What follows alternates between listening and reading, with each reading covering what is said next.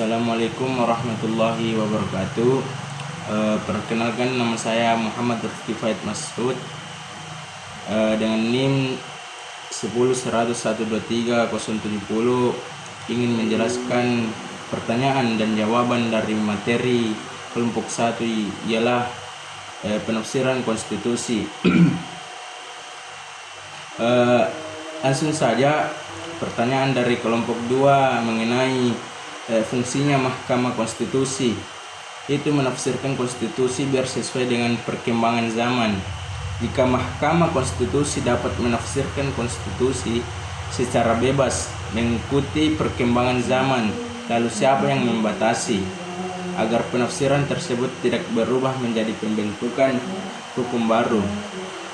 Jawaban dari pemateri kelompok 1 ialah yang membatasi Mahkamah Konstitusi agar penafsirannya tidak berubah menjadi pembentukan hukum baru ialah Undang-Undang 1945 itu sendiri, prinsip negara hukum, serta batas kewenangan MK yang telah ditentukan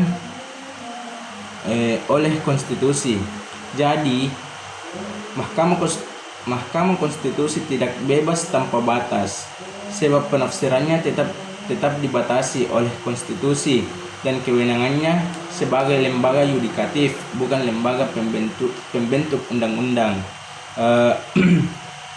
Selanjutnya kelompok 4 yang ditanyakan,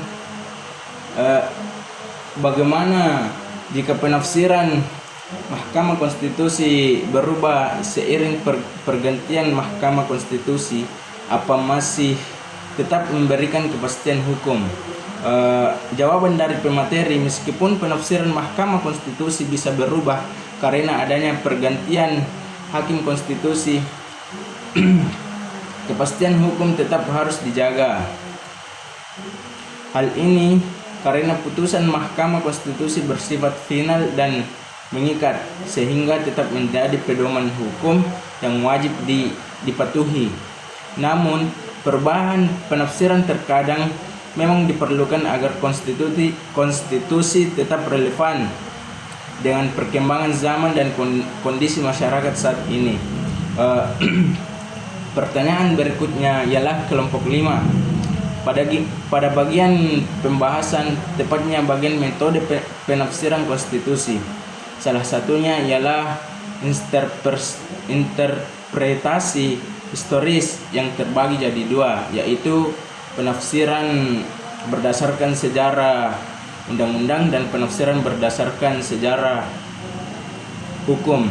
Penafsiran menurut sejarah undang-undang bertujuan untuk mengetahui maksud pembentuk undang-undang pada saat peraturan tersebut dibuat.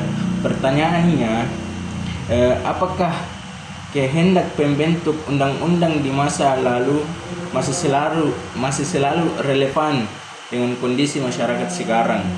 Jawabannya, meskipun kehendak pembentuk undang-undang di masa lalu penting untuk dipahami, kehendak tersebut tidak selalu relevan dengan kondisi masyarakat sekarang. Dalam menafsirkan konstitusi, hakim tetap berpedoman pada Undang-Undang 1945, nilai Pancasila dan prinsip negara hukum.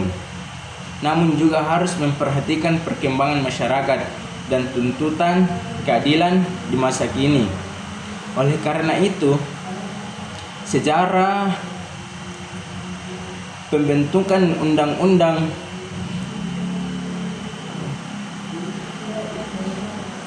perlu dihormati, tetapi penafsiran konstitusi tetap harus menyesuaikan zaman tanpa mengabaikan tujuan utama konstitusi sebagai dasar negara dan penjaga hak asasi warga. Jawaban sanggahan dari kelompok 5, penafsiran konstitusi boleh menyesuaikan perkembangan zaman, tetapi untuk memastikan hakim tidak terlalu bebas menafsirkan hingga keluar dari makna asli Undang-Undang 1945.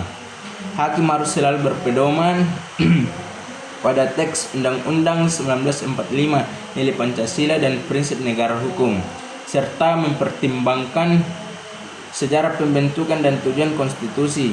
Selain itu, penggunaan metode penafsiran Eh, yang jelas transparansi alasan putusan dan pengawasan oleh lembaga konstitusional dan publik dapat membantu menjaga agar penafsiran tetap berada dalam koridor makna asli Undang-Undang 1945 tanpa mengabaikan kebutuhan masyarakat sekarang. Pertanyaan selanjutnya kelompok 6. Apakah Mahkamah Konstitusi selama ini sudah menjalankan perannya dengan baik dalam melindungi hak-hak dasar warga negara melalui penafsiran konstitusi? Jawaban dari pemateri, Mahkamah Konstitusi sejauh ini sudah cukup baik dalam menjalankan perannya untuk melindungi hak-hak dasar warga negara melalui penafsiran konstitusi. Hal ini terlihat dari berbagai putusan Mahkamah Konstitusi yang membatalkan atau memperbaiki undang-undang yang dianggap bertentangan dengan Undang-Undang 1945 dan merugikan hak konstitusional masyarakat. Selanjutnya pertanyaan dari kelompok 7, bagaimana cara menentukan metode penafsiran yang tepat dan suatu perkara, misalnya kapan menggunakan metode historis, gramatikal dan atau etikal? Jawaban dari pemateri, cara menentukan metode penafsiran yang tepat tergantung pada jenis persoalan atau tujuan yang ingin dicapai dalam suatu perkara. Jika hakim ingin memahami arti kata atau bunyi pasal dalam undang-undang, maka digunakan metode gramatikal karena fokus pada bahasa dan teks undang-undang. Jika hakim ingin mengetahui maksud pembentuk undang-undang pada saat aturan dibuat, maka digunakan metode historis, sedangkan metode etikal digunakan ketika perkara berkaitan dengan nilai moral, keadilan, hak asasi manusia dan pembatasan kekuasaan negara. Baik, itu dari saya. Sekian dari saya. Assalamualaikum warahmatullahi wabarakatuh.